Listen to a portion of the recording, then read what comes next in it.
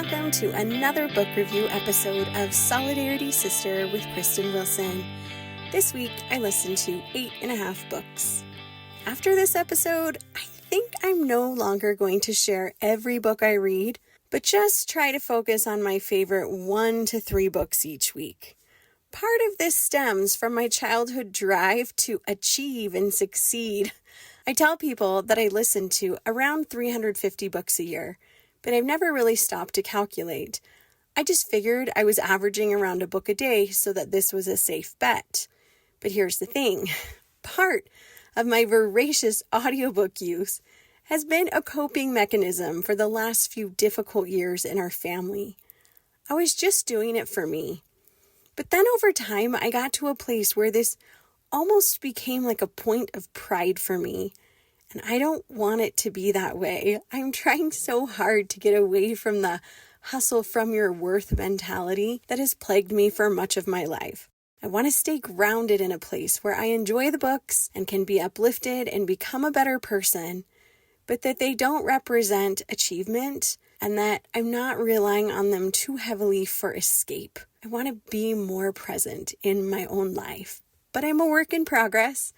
So, one day at a time, friends. So anyway, the half book this week was for me to finish The Power of Now by Eckhart Tolle. It's deep, super deep. Honestly, it gave me so much to think about that I'm not even sure where the book ends and where my own ponderings begin. Some of the things that stood out to me were the idea that though we experience pain, we are not our pain. And when we are feeling a lot of pain, we tend to identify so strongly with what Tolle calls the pain body, that we are actually experiencing life from within this pain body. But when we're able to be entirely present with where we are, we can acknowledge the pain body. It's not like we're pretending that there wasn't pain there, but we're doing it from an outside perspective, and it no longer controls us. He also talked a lot about how we essentially overthink and spend so much time in our mind, and that's just what we do in society everywhere pretty much right now, rather than being fully present to just experience life. As a big overthinker myself, I was reminded of the times that I've been in tune enough with my body and soul to receive what to me would be a divine download. These times I've experienced this inner knowing. Whether you want to call it inspiration, the promptings of the Holy Ghost, intuition, the universe speaking, angel guides, whatever you want to call it, when I've experienced that and listened to it, I've always been grateful that I listened every single time. More than once, though, the idea has either seemed too hard, too complicated, too illogical, too overwhelming, too whatever. And I've second-guessed myself all over the place. That overthinking mind has never served me. I also need a reread on this book to finish processing it. I know people who treat this book like a Bible, though there's a lot of good food for thought here and some great principles. I don't know that it rang 100% true to me. But if you haven't read it yet, it is definitely worth the read. Thanks to the Libby app, I decided to join Together We Read, a book club connecting readers in the U.S. in reading One Summer in Savannah by Terah Shelton Harris. I had no expectations going in. This book is heart-wrenching and deals with big themes and deep issues. It is beautiful and well told, and ultimately there is forgiveness and redemption in some unexpected ways. I did find a couple of spots where I was fast-forwarding because they were spicier than I was expecting. So I would offer a trigger warning for that, as well as for the rape that is really central to the whole story. There is no graphic text in any way around the rape, but it is the catalyst for so many life circumstances and choices for multiple characters. It was a powerful book, but I would only recommend it for someone looking for a lot of depth who wouldn't be put off by the triggers I mentioned.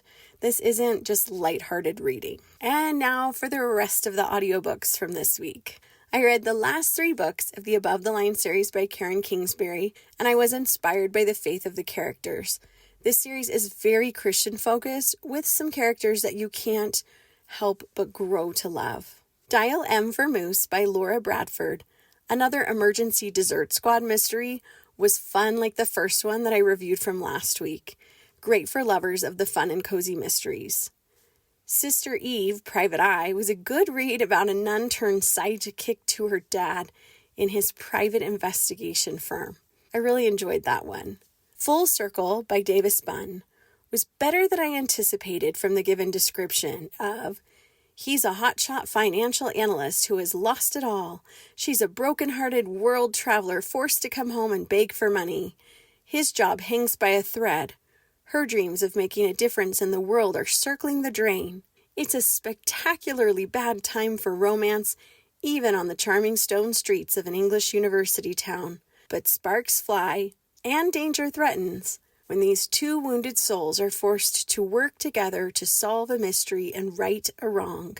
It sounded like too cheesy for me, but I actually really enjoyed it, and I would recommend it for anyone looking for a clean read with a little intrigue and a little romance.